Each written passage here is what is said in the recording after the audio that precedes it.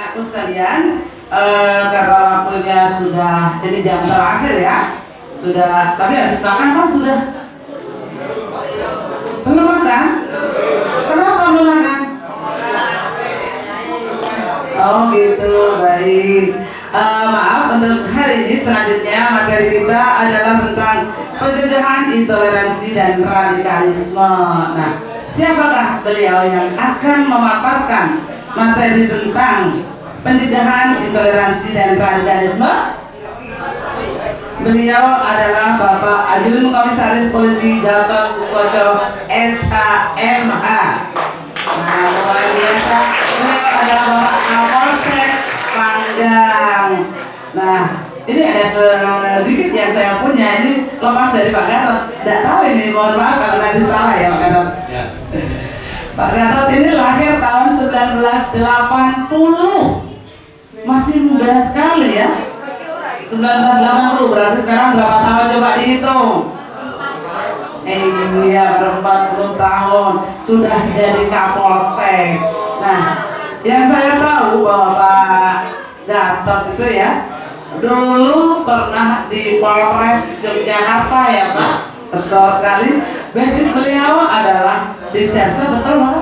Iya, di Serse. Itu adalah perwira pertama ada di Polres Gunung itu, di Kadit PPA, betul Bapak? Betul.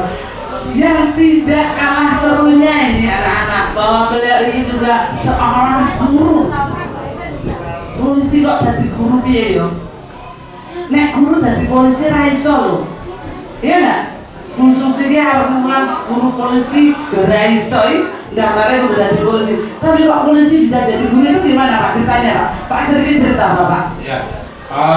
Dulu tahun 2005 pada saat itu memang ada program dari Pak Kapolri terkait penempatan personil yang ada di SPN, yaitu Sekolah Polisi Udara, kemudian Lendiklat, Lembaga Pendidikan dan Pelatihan Polri, itu menyaring personil-personil yang dalam tanda kutip berdedikasi, kemudian berintegrasi dan mempunyai wawasan otomatis yang tinggi ya.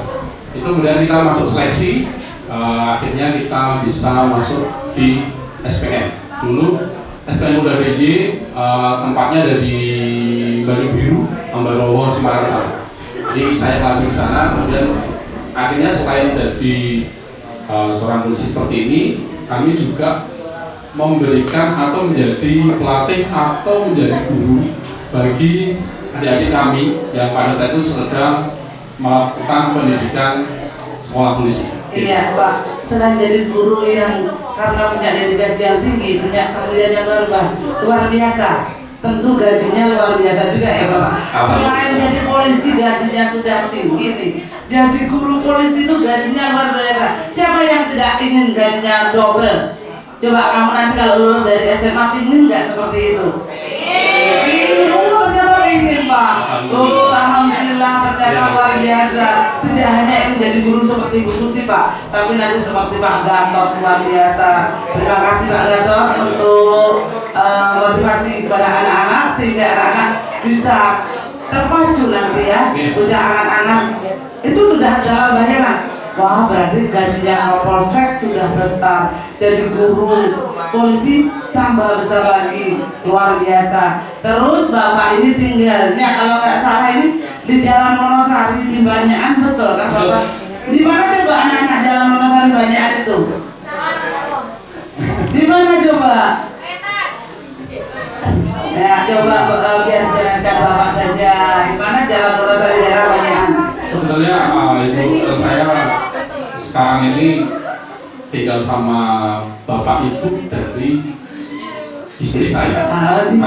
Saya tidak pernah menyebutkan mertua karena di dalam hati saya tidak ada istilah mertua, jadi bapak ibu saja. Kemudian kalau rekan adik-adik semuanya tahu TPA Piungan ya sekitaran 3-5 kilo dari tempat saya. Jadi rumah saya ada di sebelah timur Kitvan. Ada sudah pernah tahu Kitvan? Jalan Wonosari.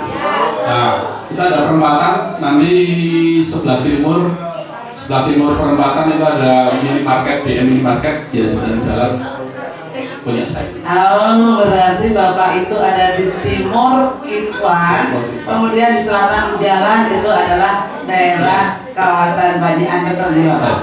Oke, terima kasih Bapak untuk izin tadi nama, kemudian terkait dengan apa ya, jenjang Bapak di karir dari kepolisian, kemudian alamat rumahnya, nanti nomor teleponnya biar juga dimiliki oleh adik-adik. Karena apa? Polisi adalah sahabat pelajar, kan itu ya?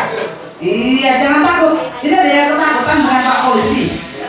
Jangan takut. Takut nggak dengan Pak Polisi? Takut karena salah. Coba kalau benar nggak mungkin takut. Ya. Ya, begitu. Baik. Terima kasih Bapak untuk perkenalan. Mungkin sini dulu, kemudian untuk selanjutnya kami persilakan untuk menyampaikan materi tentang pencegahan intoleransi dan radikalisme. Monggo Bapak Kadri. Terima kasih Bu Susi. Bu Susi, saya sambil berdiri karena saya nggak enak kalau dasar Pak Dodo seperti nggak lihat yang atau yang mana. Saya juga pengen lihat dong adik-adikku yang cantik-cantik, yang ganteng-ganteng, kan gitu. Betul nggak? Ya. Adik-adik semuanya, saya ucapkan salam dulu ya. Assalamualaikum warahmatullahi wabarakatuh.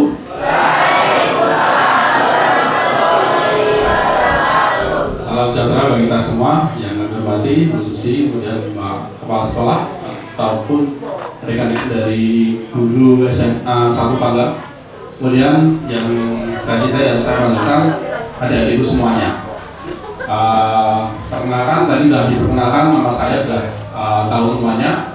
Kemudian alamat rumah juga sudah tahu semuanya. Nanti bersambung nomor HP di akhir pembelajaran ini. Saya nggak banyak menyampaikan terkait dengan upaya cegah radikalisme. Itu ya. Nanti silakan kalau mau tanya-tanya silakan, nanti kalau nggak bisa saya jawab nanti WA nanti saya jawab. Itu ya, karena keterbatasan waktu kami juga. Terus di sini semuanya agamanya Islam atau ada yang Nasrani? Nasrani. Terus ada yang Hindu? Buddha? Buddha ada? Buddha ada? Ada? Iya. Karena dari ini ada adik. Halo. Ya, karena saya tahu di Panggang ini ada beberapa pemeluk agama. Satu Islam, kemudian dua Kristen Katolik, kemudian juga ada yang sebagian Buddha. Kemudian kemungkinan di saya belum melihat, nanti pasti ada karena pokoknya di Panggang ini sangat kompleks sekali dan saya sangat senang dan sangat bangga bisa berdinas di Polsek Panggang karena walaupun berbagai pemeluk agama, alhamdulillah rukun dulu semuanya, toleransinya sangat tinggi. Nah itu ya, itu perlu dicatat di hati adik semuanya. Kalau saya lihat adik-adik semuanya ini seumuran dengan anak saya. Nah, kalau saya cerita, saya juga teringat waktu SMA dulu. Saya kelihatannya baru kemarin aja lulus SMA. Ternyata yang baru lulus kemarin itu ternyata anak saya. Gitu. Karena saya baru 98 saya lulus SMA. 98 lulus SMA langsung masuk polisian. Itu ya. 99 masuk polisian, baru itu sudah menangani terkait dengan bom Bali 1, bom Bali 2. Ya, saya ikut di situ. Iya. Terus lanjut Mas. Ini ya. Rekan-rekan, adik-adik semuanya, saya berbicaranya terkait dengan dasar hukum. Sini ya. Mas, sini ya. Oh, monitornya bagus. Cuma satu aja ini ya. Satu kasih tengah Mas. Iya. Karena apa? Nanti ya, Anda nggak bisa lihat. Oh iya, gitu ya. Kalau di dasar hukum ini ada beberapa dasar hukum.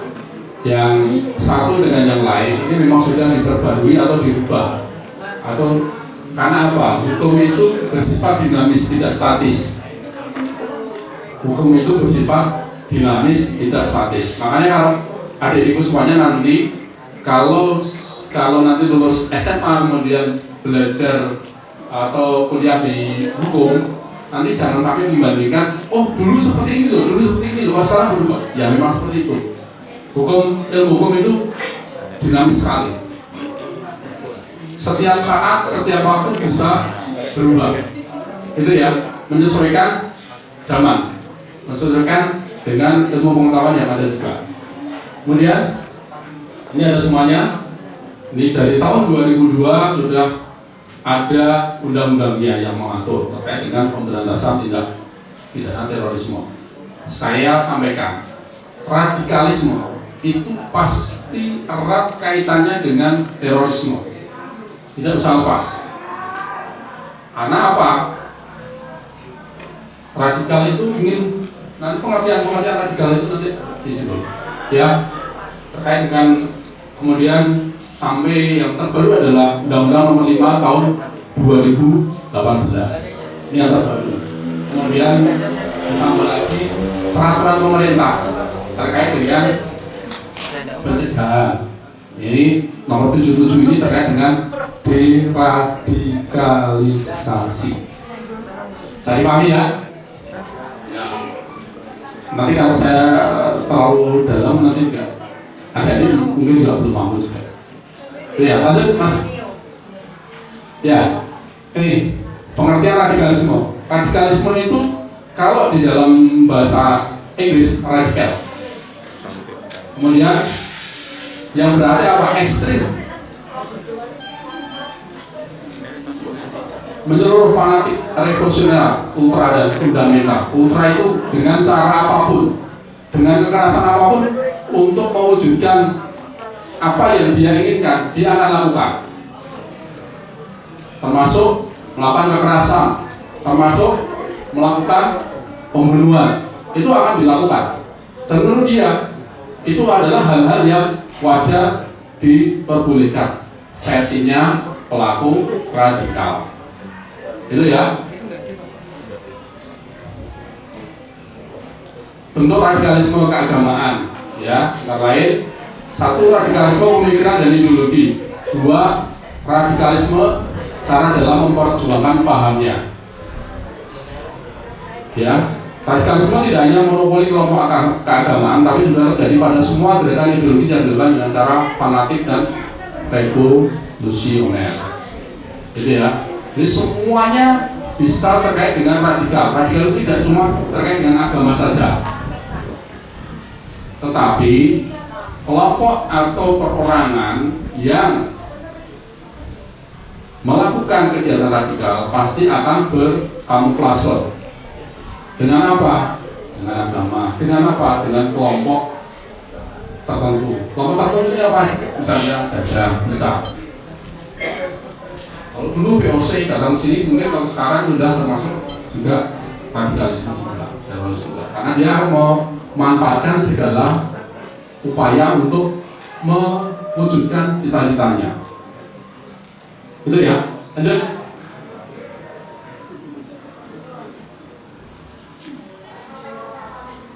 Ya. Karakteristik aliran radikal. Ini versi yang terinduk di dalam agama. Tidak toleran, tidak mau menghargai pendapat dan keyakinan orang lain. Tuh, kalau keyakinan dia, oh ya, misalnya kita itu kiblat atau sanadnya harus ini, dia tidak mau dengan sanad yang lain. Ya, dia tidak mau misalnya begitu, misalnya, oh ya harusnya ikut Pak Gatot. Ya benar ini. Begitu kan diajak Bu Susi, rekan-rekan tidak mau. Kenapa? Dia terlalu fanatik. Dia tidak toleran. Dia tidak mau mengakui perbedaan. seperti itu. Fanatik ya, selalu merasa benar sendiri, menganggap orang lain itu salah. Yang saya jelaskan tadi, kalau dia sudah berada di jalur kiri, dan temannya di jalur kanan, itu dirasa salah. Beda itu salah menurut dia, gitu ya. Terus eksklusif, membedakan diri dari penganut agama pada umumnya, walaupun sealiran agama, dia merasa eksklusif. Misalnya saya ini, mohon maaf, saya ini Islam, kemudian saya nonton sholat di tempatnya Mas Joni, Mas Joni. Nah, tuh siapa tahu nanti besok tahun berapa? Sekarang kelas 1, nanti 4 tahun lagi, 7 tahun lagi nanti jadi letnan, kemudian 20 tahun lagi jadi jenderal. Joni loh. Kenapa jangan ada itu semuanya? Jangan minder ya, karena di Gunung Kidul ini banyak pemimpin instansi, jenderal-jenderal itu banyak yang dari Gunung Kidul. Pak Joni itu mantan Kabais itu dari Gunung Kidul juga loh, Ajen kalau nggak salah ya. Tetap semangat, optimis gitu ya. Itu ya Mas Joni ya, iya harus disyukuri nama Joni ternyata ada yang jadi jenderal, nah itu orang lain situ. Kemudian eksklusif, dia tidak, misalnya saya sholat di tempatnya Mas Joni, kemudian karena Mas Joni ini kiblatnya A, saya kiblatnya B. Setelah saya sholat, langsung dipel. Oh ini yang sholat Pak Gatot itu beda dengan saya ini. Kemudian dipel, atau saya mau tamu di tempatnya Mas Joni, kemudian saya duduk di situ, kemudian langsung dipel. Soalnya merasa saya dirasa kotor atau mungkin bahkan najis, seperti itu. Ini nggak boleh, karena dia merasa eksklusif, merasa yang paling baik, paling benar, paling bersih dan sebagainya.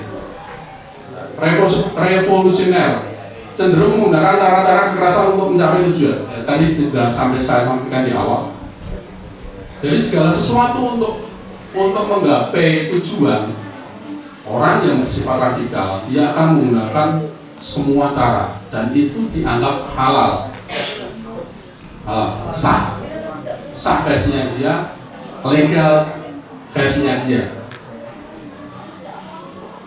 Karena nanti berlindungnya paling dia berafiliasi terhadap agama tertentu. Salafi mendasarkan praktek agamanya pada orientasi masa lalu. Jadi tidak mau berkembang masa lalu terus. Kalau dulu seperti ini, kalau dulu seperti ini, nggak ada yang naik mobil, kayaknya kayak gitu. Kemudian harusnya sholat, misalnya sholat itu nggak pakai apa? Nggak pakai sajadah, pakai lantai, kayak gitu. Salafi. Ini beda dengan salaf ya. Salaf itu nanti yang ajar terkait dengan NU tua itu bagus sih. Lanjut.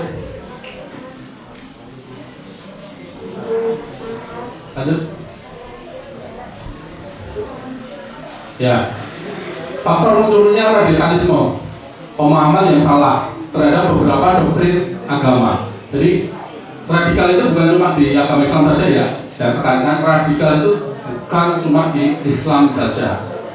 Ada beberapa agama yang digunakan atau dijadikan sebagai afiliasi oleh kelompok radikal. Agama Islam adalah semua agama itu baik semuanya. Gak ada yang mengajarkan terkait dengan radikal. Semua agama baik. Itu ya. Apalagi agama Islam kalau versi saya, karena menurut saya agama Islam adalah rahmatan lil alamin, harus berguna bermanfaat bagi siapa saja, karena semuanya yang ada di dunia ini adalah ciptaan Allah Subhanahu wa Ta'ala dan kita harus saling menghormati, gitu ya. Kemudian konsep perang membela agama yang tidak tepat, dalam tanda kutip jihad Ya, sekarang lagi banyak kemarin yang kalau di Timur Tengah ada ISIS, sekarang ISIS sudah diberantas hilang.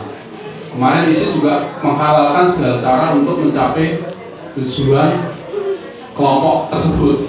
Dalam tanda kutip dia berafiliasi terhadap agama Islam. Dia kalau sudah tidak cocok atau berseberangan dengan versinya ISIS, maka akan dikisos menggunakan hukum-hukum Islam.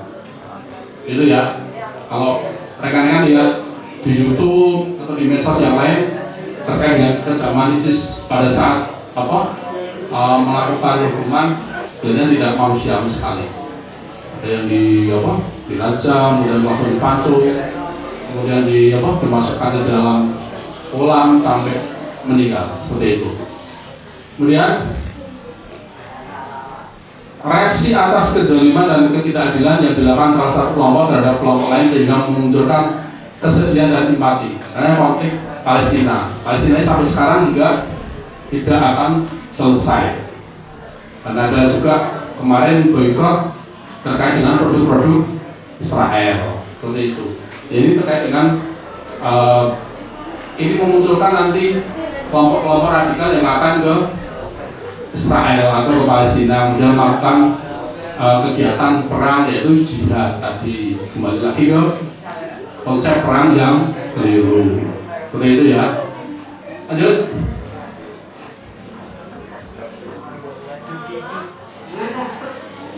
Ya, dampak radikalisasi ini apa?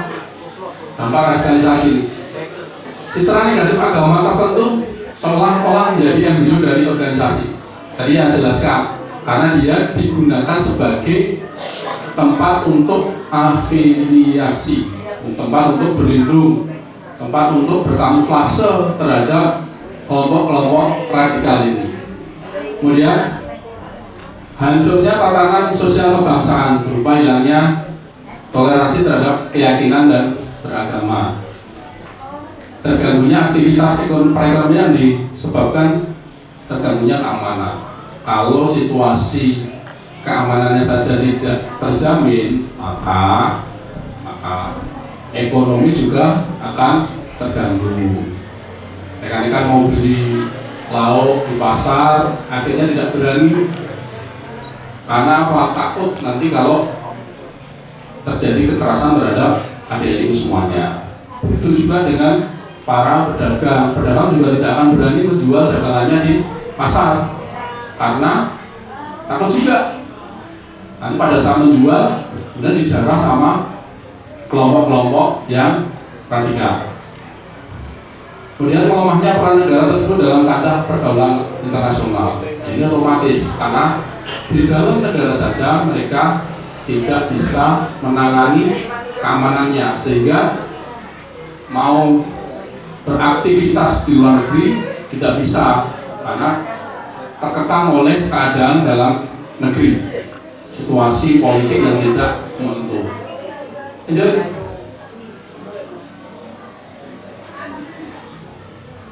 Ya.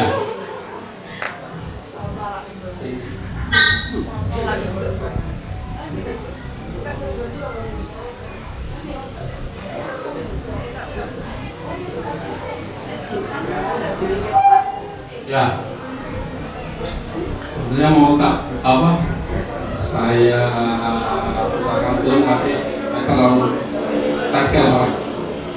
Kemudian dinamika tadi gimana? Wah, nggak usah, masih tidur sini tuh. Ya, kasihan apa? Kejam sekali. Saya tahu adik-adik juga ada yang suka nonton film horor tapi terlalu wah banget, nggak usah. Kemudian nanti lihat YouTube-nya yang campur sarilan aja. Jadi apa? Dinamika gerakan radikal. Ya, gerakan radikal aliran dari agama seringkali difaktori oleh konsep keyakinan. Karena doktrin itu sudah dimasukkan, doktrin agama sudah dimasukkan, yang disalah tafsirkan. Semangat berjuang dalam Tuhan itu tidak muncul secara tiba-tiba, tetapi itu dipengaruhi beberapa faktor, antara lain faktor problem ekonomi, ideologi politik, sosial budaya, fanatisme kelompok, doktrin ideologi. Radikalisme juga berkembang sebagai gerakan yang bercorak transnasional dan transreligion di berbagai negara dan dialami semua sama. Saya contohkan tadi. ISIS itu bukan dari Timur Tengah sebetulnya, dari luar negeri, bentukan dari negara-negara kuasa. Kemudian yang dijadikan medannya adalah di Suriah. Sudah berkembang kemana-mana, saya juga sampai ke Filipina juga, bahkan ada juga sebagian paham ISIS itu juga sudah ada di Indonesia, ya, sudah ada di Indonesia. Ini sudah semakin marah kemarin. Kemudian tahun 2015 sel-sel itu sudah ada yang aktif lagi. Kemudian dilakukan penindakan. Kalau rekan-rekan adik-adik semuanya juga mengetahui perkembangan, itu ada juga yang di daerah Klayen, di Desa Mungut, kemudian di Wonosari itu juga ada beberapa sel-sel aktif yang ada di Gunung Kidul. Di Panggang ada tidak? Kira-kira? Tahu. Di Panggang ada tidak? Ya. Ya. Di Panggang ada tidak? Terkait dengan ini. Ya. Ya, perkembangan biasa. Lanjut. Jika konflik, ya, pencegahan konfliknya ini apa? Selalu berbicara kepada kepentingan kesatuan dan persatuan bangsa. Apapun alasannya, agama itu di berkaitan dengan jika konflik ini adalah yang paling utama adalah keutuhan bangsa dan negara dulu. Nanti kelompok-kelompok baik agama maupun kelompok-kelompok sosial itu dikesampingkan dulu. Yang penting adalah kegiatannya adalah untuk kepentingan bangsa dan negara. Kejadian-kejadian masa lalu terkait dengan konflik Ambon dan sebagainya itu dijadikan pembelajaran bagi kita untuk apa? Untuk kita lebih toleran terhadap pemeluk agama lain dengan warga, sesama warga negara, juga sesama anak bangsa, seperti itu. Dan bersikap objektif dalam melihat suatu persoalan. Jadi secara, kalau ada persoalan itu dilihat secara menyeluruh, bukan cuma oh ya karena saya A maka yang lain harus A, atau ya saya bela ini ya kelompok saya. Ini tidak boleh. Kita harus objektif, bukan subjektif. Ya. Kemudian menggunakan bahasa yang tenang dan sejuk, baik lisan maupun tulisan. Nek nyalur kontrolnya doratro, bagel, panggilan dengan bahasa-bahasa yang enak, misalnya mas, kak, mbak, dan sebagainya. Dibiasakan. Nggak berbeda pada saat adik-adik semuanya mengeluarkan lisan. Keluarkanlah lisan yang baik. Beda nggak? Misalnya saya manggil Bro, Rene, sama Mas, sini, sama loh, ya dikeluarkan sama, tapi di situ mengandung makna yang menyejukkan dan menenteramkan. Beda dengan saya panggil Bro, Rene, itu maknanya adalah permusuhan. Itu ya. Kalau menegur juga secara baik, jangan menegur dengan bahasa yang kasar, seru, keras loh, sambil masih diikuti sama tangan. Sudah minta tolong ya. Terus gue kayak tulpen itu ngisap mau gimana lo? Matamu nih lo, sambil matamu kalau nah itu juga tak boleh. Gitu ya, tidak boleh. Makanya bahasa minta tolong mas, ambilkan pena tersebut. Setelah kita dibantu apa? Ucapkan terima kasih. Itu tanamkan di hati rekan-rekan. Kemudian selalu mencari jalan keluar dari persoalan. Nah, pada saat adik-adik semuanya ada permasalahan, silahkan mencari jalan keluar yang terbaik, yang paling aman. Aman bagi siapa saja. Kalaupun adik-adik semuanya tidak bisa mencari jalan keluar, silahkan cari teman yang bisa mencari jalan keluar tersebut. Kemudian tidak didasari prasangka buruk atau selalu positif thinking. Namanya siapa Mas? Ahmad, Mas Ahmad. Oh. Nanti Joni kemudian selalu berprasangka buruk terhadap Mas Ahmad juga tidak baik, tidak boleh. Oh, Ahmadnya sok jutaan anggur kantinnya belum buka ya? Pak, nanti pas nanti pas jajannya kantin kan sok nggak beli lah nggak? Jabru itu makan gorengannya 3, natunya itu nggak boleh. Berpikiran itu positif aja. Kalau ya Ahmad itu anaknya bagus, jujur dan sebagainya. Itu ya kira-kira seperti itu. Terus selalu mencari titik temu daripada titik pisah. Ya. Mungkin di berbagai agama juga menyampaikan kalau silaturahmi itu akan memperpanjang usia kita. Satu, kedua otomatis adalah melebarkan jalan rezeki kita. Seperti itu. Jadi jangan sampai nanti malah memutuskan silaturahmi. Nah, ini titik temu dan titik pisah. Jangan sampai titik pisah itu di dalam pikiran kita. Terus selalu berorientasi kepada masa depan bersama. Ya. Semakin rekan-rekan banyak temannya menjadi silaturahmi tadi, semakin nanti masa depan rekan-rekan juga semakin semakin terjamin. Kenapa? Oh iya, nanti misalnya Mas Joni jadi jenderal, kemudian ada temannya yang baru nganggur, Mas melu aku buat tempat saya, itu bisa juga. Itu namanya terkait dengan masa depan seperti itu. Jadi saya mulai dari sekarang ya, adik-adik semuanya silahkan bangun persaudaraan. Ini pertemanan, tetapi nanti kedepannya akan menjadi saudara semuanya, saling menolong. Itu saya juga sampai sekarang tuh SMA saya masih ada ya, kumpul di grup WA ya. Kalaupun ada permasalahan saya share di grup tersebut, kemudian kita pecahkan bareng-bareng, ataupun Sapri yang punya masalah ke saya, nanti kita pecahkan bersama. Ini saya jadi teman-teman seperti itu sampai sekarang, padahal sudah dari tahun 95. Sekarang sudah tahun 2024 kan itu.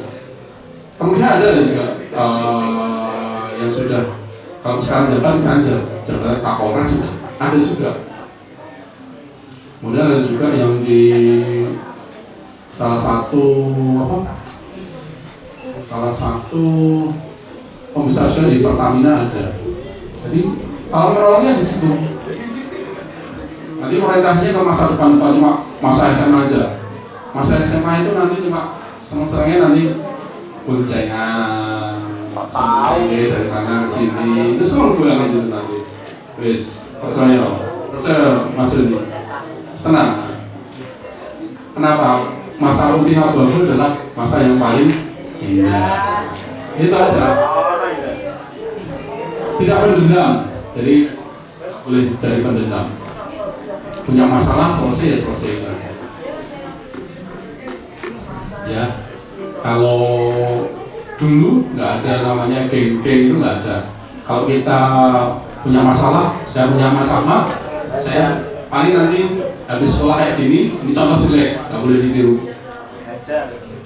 Saya tantang-tantangan, Mak, tak tunggu neng warung Mbak Pur, neng jajan, tempatnya Mbak Pur enggak. Kita tunggu di bareng Mbak Pur. Kemudian teman-teman gini disenggol lagi. Itu laki sejati ya gitu kan itu. Kemudian habis senggol sakit apa? Iya. Kalau di mana apa gitu. habis itu salaman, habis salaman nanti jadi teman malah, jadi teman baik sampai sekarang malah. Nek kayaknya zaman dia ini kenalan, guyunya kayak Indonesia ya mas dia gitu. Nah, itu. Tapi ini contoh yang tidak perlu dicontoh, karena polanya sudah lain. Itu ya. Kalau kemudian SMA ini saya cerita, SMA saya salurkan. Saya ikut olahraga karate. SMA. Ini berarti apa nih ya? Kelas 10, 11 saya sudah main di kejuaraan nasional.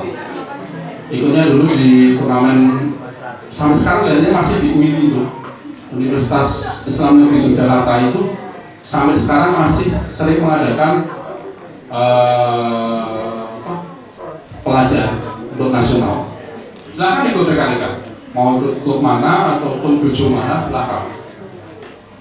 Nanti kalau ikut saya nanti salurkan di Akski Bantul. Sinsenya kebetulan masih sinsei saya. Lanjut. Selesaikan konflik agama dengan komunikasi atau musyawarah. Semuanya kita ini terkait dengan konflik agama, semuanya berawal dan harus diakhiri dengan apa? Komunikasi yang baik, yang searah atau yang dua arah. Jadi saling menerima, saling mendengarkan, kemudian dicari jalan solusi yang paling bagus. Tidak menang dan tidak kalah, semuanya menang dan semuanya kalah ataupun mengalah. Untuk apa? Untuk mencapai titik tujuan yang sama, yaitu apa? Perdamaian. Lanjut mas. Prinsip persaudaraan terdapat 4 macam, yaitu saudara sekemahlukan dan kesetundukan kepada Allah. Seluruh umat manusia adalah bersaudara karena semua berasal dari ayah dan ibu yang sama, yaitu apa? Adam dan Hawa. Saya tadi sudah bilang ya, kalau semua yang ada di dunia ini, manusia yang ada di dunia ini adalah ciptaan Tuhan, ciptaan Gusti Allah. Jadi siapa? Cuma ada 2 manusia itu dari dunia pertama, Adam sama Hawa. Kemudian lahir semuanya. Karena saya tadi bilang kita nanti akan jadi saudara semuanya. Kalau kita akan menjadi, padahal dulu kita itu sebetulnya memang saudara. Berawal dari Nabi Adam dan Siti Hawa. Gitu ya. Kemudian persaudaraan dalam keturunan dan kebangsaan. Ya, ada yang karena hasil pernikahan, kemudian ada yang satu bangsa, seperti itu.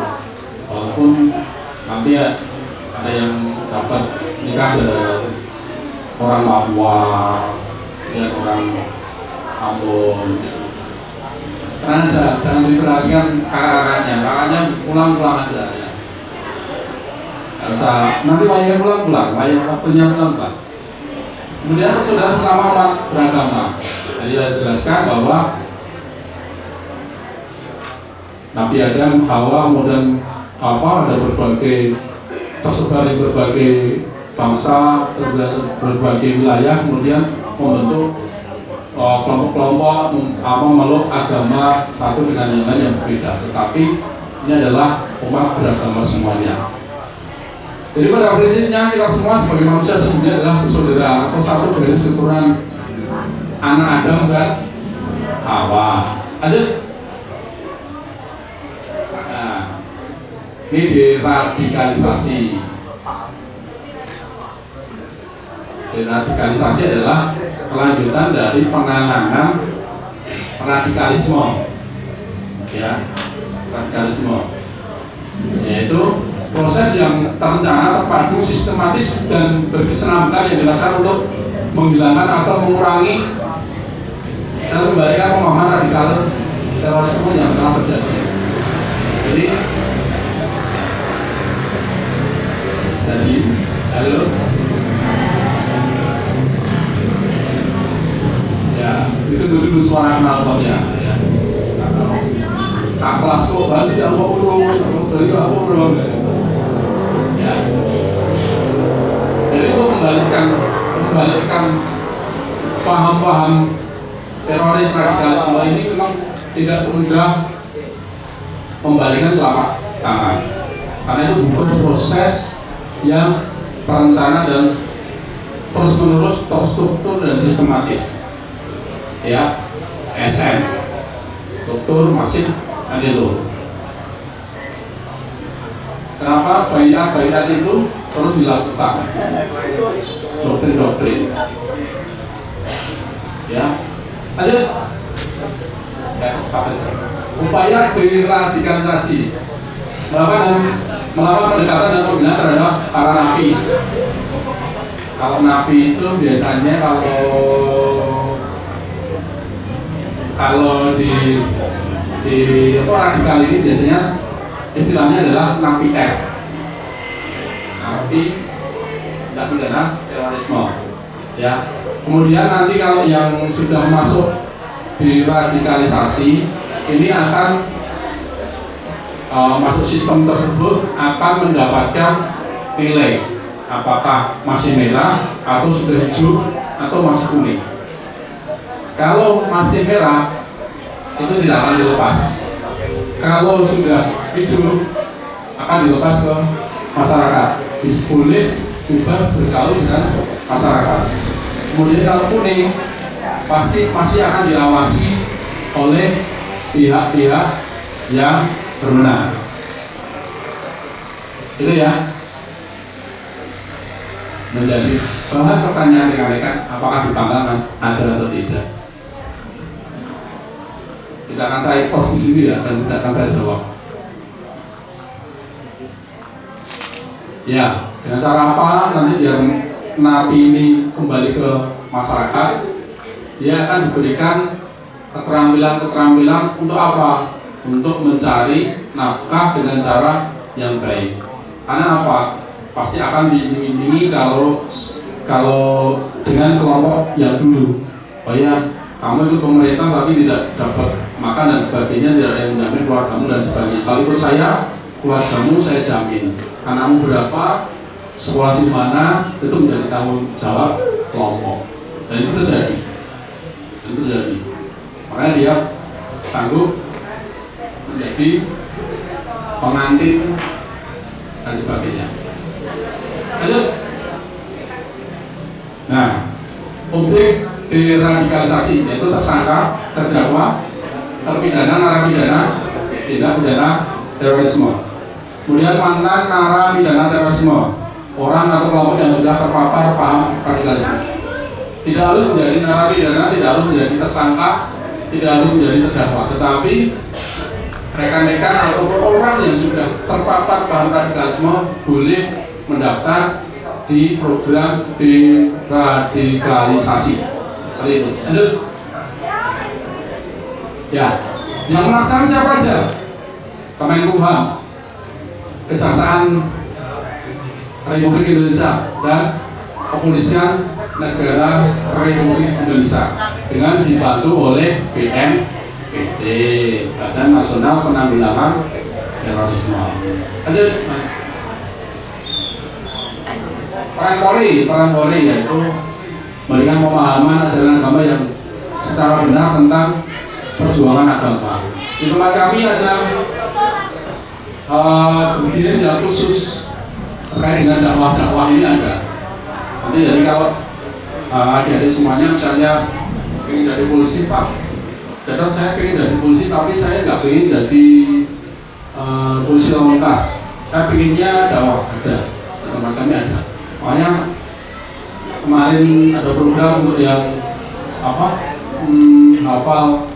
30 juz, juz 30 ya, ada 30 juz itu nanti bisa direkrut secara praktik. Itu bisa nanti tugasnya adalah memberikan dakwah-dakwah kepada masyarakat, kepada teman-teman kita. Terus melakukan dialog keagamaan dengan napi, ex-napiter, memberikan pembelajaran terhadap ex-napiter juga. Lanjut. Ya, Meningkatkan kewaspadaan terhadap tamu-tamu dari negara asing yang tidak jelas identitasnya. Ya, ini semuanya tahun 2010 di Pantai Gesing itu juga sudah pernah ada penyeberangan ke orang asing ke luar negeri. Jadi juga perlu tahu karena di Panggang ini kalau silakan dibuka di map, sampai hitung sendiri jarak Panggang ataupun pantai itu dengan negara lain itu cuma 500 km. 500 km itu Jogja Surabaya. Di Surabaya. Itu bukan pulau Australia, bukan, tapi namanya Pulau Natal atau Christmas Island. Silakan itu. Tapi ikutnya bukan Indonesia, itu ikutnya adalah ikut Australia. Yang pernah menyenduh ke sana siapa? Ikan-ikan juga harus tahu. Itu adalah orang-orang dari Timur Tengah. Nah, seperti itu. Makanya pertanyaan dari awal tadi kan sudah saya sampaikan, hati-hati, ya, hati-hati. Karena kita itu jarang dengan orang luar itu cuma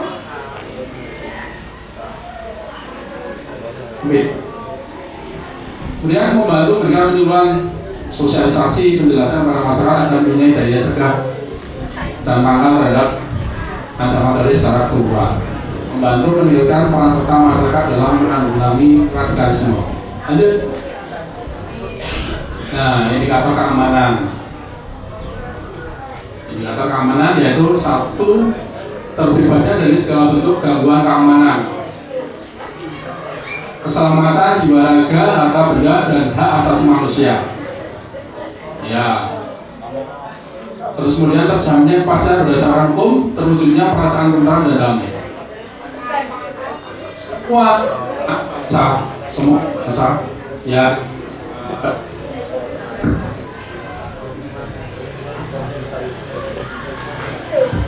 Ya, semua anak bangsa yang ada di Indonesia dijamin kebebasannya dalam melakukan semua aktivitas. Akan tetapi aktivitasnya harus apa? Bertanggung jawab secara legal. Ya, boleh melaksanakan agama, boleh. Kalau ada ini semuanya boleh cek ke mungkin di daerah Timur Tengah sana. Kebebasan beragama di tempat kita itu sangat luar biasa. Mau sholat di masjid kapanpun, dimanapun boleh. Kalau di luar sana tidak ada. Karena setiap tempat ibadah itu pasti ada penjaganya dan cuma dibuka pada saat waktu-waktu ibadah saja. Lanjut. Ya, terima kasih. Pas ya, Pak? Udah ya.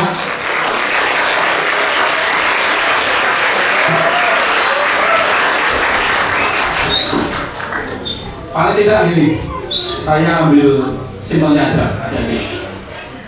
Ada dulu semuanya harus bersikap toleransi terhadap satu dengan yang lain. Walaupun saran-sarannya tadi, mau Pak Polsek kayak aku radu nggak mau tahu foto itu boleh. Tapi paling tidak berbuat baik saja dan menjadi orang baik bagi kita sendiri. Gitu ya.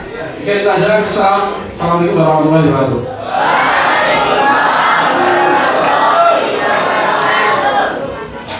Sekali lagi aplaus untuk Bapak Kapolsek kita.